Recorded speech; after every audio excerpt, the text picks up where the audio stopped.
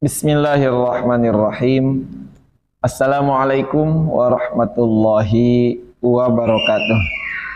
Kembali lagi bersama saya di channel Denny Nurdiansyah, channel yang berisikan tentang kajian-kajian Islam, kajian-kajian kitab kuning klasik karangan para ulama salafus sholih. Yang mana pada kesempatan kali ini saya masih melanjutkan dari kajian kitab Safinatun Najah, melanjutkan dari video-video sebelumnya. Yang mana di video sebelumnya saya menjelaskan tentang pasal rukun-rukun khutbah 2. Yang mana rukun khutbah 2 itu kemarin sudah dijelaskan semuanya ada 5 ya, semuanya ada 5. Dan sekarang pada kesempatan kali ini saya akan menjelaskan tentang syarat khutbah 2, syarat sahnya. Kalau kemarin rukunnya yang harus ucapkan oleh seorang khatib, oleh seorang yang khutbah, apa saja yang ada di dalam khutbah itu. Nah, sekarang syarat sah khutbahnya. Jadi khutbah itu harus apa saja, harus bagaimana saja, di sini akan dijelaskan. Tapi sebelumnya pada teman-teman semua yang baru bergabung dengan channel ini, tekan tombol merah subscribe di bawah dan jangan lupa tekan tombol loncengnya supaya teman-teman semua dapat pemberitahuan, dapat notifikasi jika jika channel ini mengupload video yang baru ya. Jika channel ini mengupload video yang baru. Dan jangan lupa tekan like, share sebanyak-banyaknya. Kita langsung saja. Seperti biasa saya akan melughat dulu ya. Di sini di kitab saya halaman 97. Ini sebentar lagi tamat ya kitab Safinah. Jadi pada teman-teman boleh ditulis di kolom komentar ketika nanti kitab Safinah ini tamat, mau dilanjut ke kajian kitab apa ya. Bismillahirrahmanirrahim. Faslun ari ieu eta hiji pasal. Syurut khutbataini ari pirang-pirang syarat khutbah 2. Asyaratun eta aya 10. At-thaharatu tegasna kahiji suci anil hadatsaini tina 2 hadas. Al-asghori tegasna kahiji hadas leutik, wal akbari jeung kadua hadas gede. Wa thaharatu jeung kadua suci anin najasati tina najis, fitsaubi dina pakaian, wal badani jeung dina badan, wal makani jeung dina tempat. Wasatrul aurati jeung katilu nutupan aurat, wal qiyamu jeung kaopat nangtung alal qadiri kajalma anu kaduga, wal julusu jeung kalima diu bainahuma di antarana khutbatain fauqa tuma'ninatis sholati di saluhureun ukuran tuma'ninah salat, wal muwalatu jeung kagenep tuluy-tuluy bainahuma di antarana khutbatain, wal muwalatu jeung katujuh tuluy-tuluy bainahuma di antara khutbatain wa bainas sholati jeung di antara salat. Wa antakuna jeung yen bukti itu khutbah ada 8 bil arabiyati eta ku bahasa Arab. Wa ayyasma'a jeung yen meredenge itu si khatib huma kana khutbatain arba'ina ka 40 urang. Wa antakuna jeung yen bukti itu khutbah kullaha tegasna sakabehna itu khutbah fi waqti zuhri eta tetep dina waktu zuhur. Bismillahirrahmanirrahim. Kita masuk ke penjelasan. Jadi pasal ini menjelaskan tentang syarat khutbah 2. Seorang khatib harus bagaimana, harus apa saja yang dilengkapi, perlengkapan apa saja yang harus dilengkapi oleh seorang khatib supaya khutbahnya sah. Di sini semuanya ada 10. Ya, yang pertama, seorang khatib yang akan khutbah harus suci dari hadas 2. Ya, jadi jangan punya hadas kecil, jangan punya hadas besar. Di video-video sebelumnya saya pernah menjelaskan hadas kecil itu ialah yang mewajibkan wudhu, kalau hadas besar yang mewajibkan adus. Jadi harus suci, jadi harus punya wudhu dan juga tidak boleh punya junub ataupun tidak boleh punya adusanen. Ya, itu yang pertama, harus suci dari hadas dua. Yang kedua, harus suci dari najis. Apa saja? Yang pertama pakaian. Jadi pakaian harus suci dari najis, tidak boleh memakai pakaian yang bernajis. Yang kedua badan, jadi badan kita harus suci sebagai seorang khotib. Yang ketiga tempat. Ini penting. Tempat biasanya kan memakai mimbar. Kebanyakan di daerah-daerah kita itu mimbarnya banyak ataupun adalah banyak juga sih. Ada yang ada tai cicaknya, mohon maaf ini ya. Ada yang ada kotoran cicaknya. Ini mohon si mimbar tersebut harus dibersihkan, harus disucikan terlebih dahulu. Kenapa? Karena mimbar yang tadi disebutkan ada kotoran cicaknya, dipakai untuk khutbah. Nah ini, karena kenapa? Kalau mimbar tersebut ada kotoran cicaknya terus dipakai khutbah, ini bisa jadi tidak sah. Bisa jadi tidak sah. Karena kenapa? Syarat yang kedua sebagai seorang khotib harus suci dari najis. Salah satunya tempat untuk khutbahnya harus suci. Ya, ini penting. Mohon diperhatikan kepada DKM ya, kepada Dewan Kemakmuran Masjid yang mengurus masjid, kebersihan masjid, terutama bagian-bagian yang dipakai untuk sholat ataupun dipakai untuk khutbah harus dibersihkan, harus disucikan dari najis ya. Ini yang kedua. Yang ketiga, satrul aurah, harus menutup aurat. Ini mungkin karena laki-laki ya auratnya sedikit, dari antara pusar sampai lutut. Ini nggak terlalu sulit ya. Karena biasanya kalau kita berangkat Jumatan itu kan berangkat sholat Jumat udah memakai pakaian yang lengkap. Malah terkadang bajunya pun yang biasanya jarang dipakai untuk sholat-sholat biasa, kalau untuk sholat Jumat kan dipakai. Karena ini momen satu minggu satu kali, satu Jumat satu kali ya. Nah jadi yang ketiga, syarat sahnya harus tertutup aurat. Yang keempat, harus berdiri. Ini pun jika mampu. Jadi sama seperti sholat, harus berdiri jika mampu.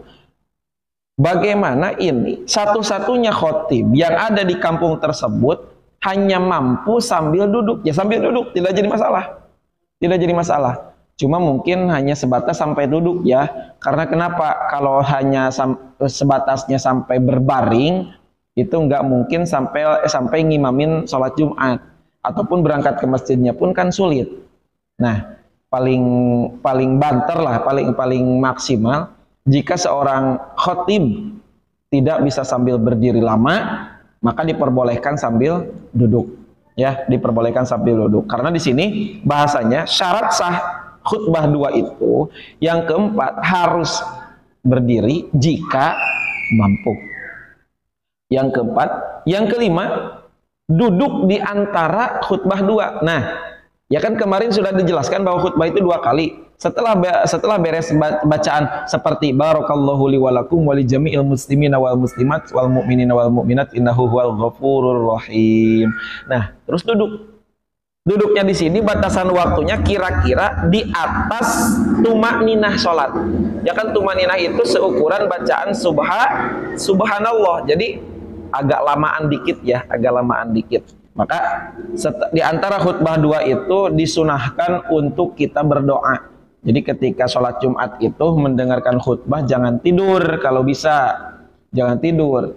Ya kita berdoa apalagi antara khutbah dua itu adalah waktu mustajabatun lid-du'a. Waktu yang istijabah, waktu yang mustajab untuk kita berdoa kepada Allah Subhanahu wa taala. Ya, ini yang kelima, yaitu duduk di antara khutbah dua, harus duduk ya. Seukuran lebih dari tumakninah sholat. Yang keenam, yaitu berturut-turut. Jadi setelah khutbah yang pertama, langsung ke khutbah yang kedua, jangan terselang oleh waktu yang lama.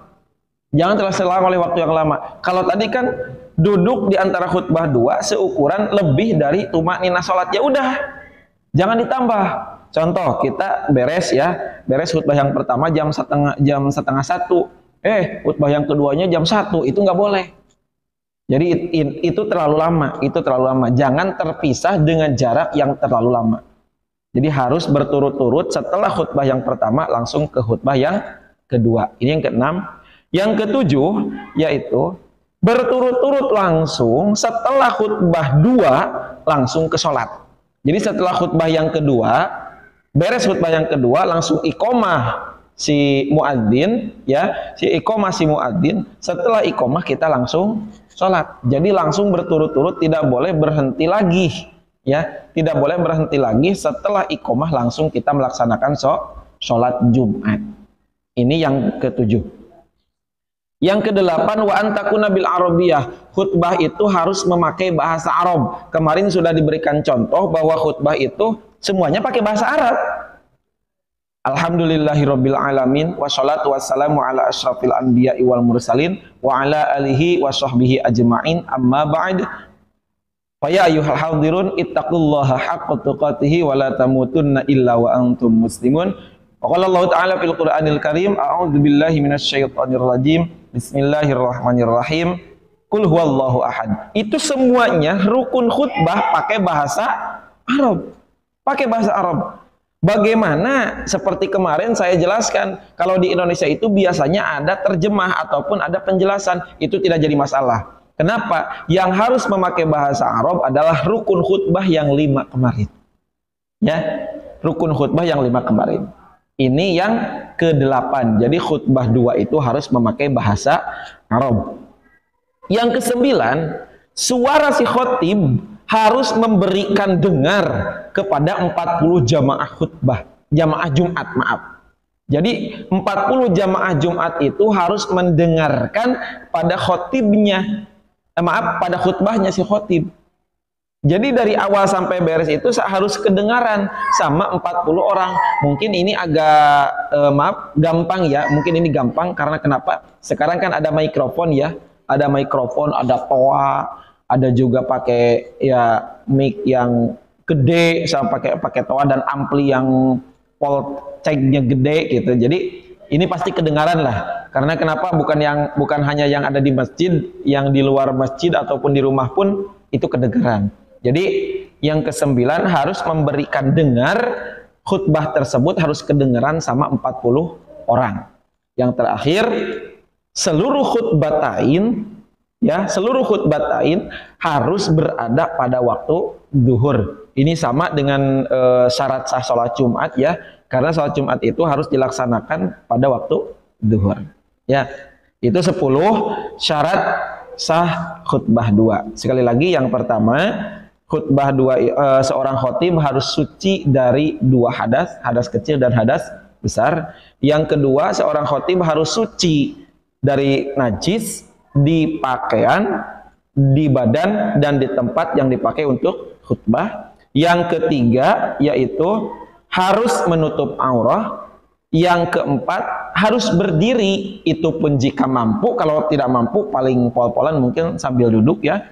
Yang kelima, harus duduk di antara khutbah 2, yang mana duduknya lebih lama sedikit daripada tumakninah sholat.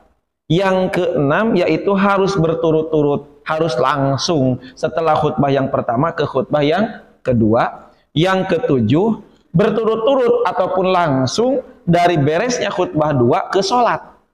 Ya, ke sholat. Jadi paling banter qomat langsung sholat, ya, qomat langsung sholat. Yang ke-8 harus memakai bahasa Arab. Yang rukun khutbah yang 5 kemarin harus memakai bahasa Arab. Yang ke-9, seluruh khutbah harus kedengeran minimal sama 40 orang jamaah Jumat. Kalau bisa ya lebih. Kalau yang terakhir, nomor yang terakhir, yaitu seluruh khutbah dilaksanakan pada waktu zuhur. Bisa dimengerti ya? Mudah-mudahan apa yang saya jelaskan bisa dipahami dengan mudah. Kita meminta aja kepada Allah, karena Allah yang memberikan pemahaman, Allah yang memberikan ilmu. Mudah-mudahan apa yang saya jelaskan tadi bisa menjadi perantara, bisa menjadi wasilah kita mendapatkan ilmu yang bermanfaat. Amin ya Allah ya Rabbal Alamin. Sekian yang saya jelaskan. Mohon maaf jika ada kesalahan. Jika ada kritik dan saran boleh ditulis di kolom komentar, ataupun jika ada pertanyaan yang aduh saya belum mengerti nih, saya belum paham nih sebelah sini, boleh ditanyakan ya. Mudah-mudahan kita semua bisa menjalin silaturahmi dengan baik dengan cara saya menyebarkan ilmu yang saya bisa, teman-teman menonton apa yang saya buat, konten yang saya buat tentang kajian-kajian keagamaan. Mudah-mudahan ini menjadikan ukhuwah Islamiyah yang menjadikan Islam lebih kuat di masa depan. Amin. Dan Pak, sekali lagi pada teman-teman semua yang baru bergabung dengan channel ini, tekan tombol merah subscribe di bawah dan jangan lupa tekan tombol loncengnya supaya teman-teman semua dapat notifikasi jika channel ini mengupload video yang baru. Dan jangan lupa like, share sebanyak-banyaknya. Sekian, akhirul kalam, wabillahi taufiq wal hidayah. Assalamualaikum warahmatullahi wabarakatuh.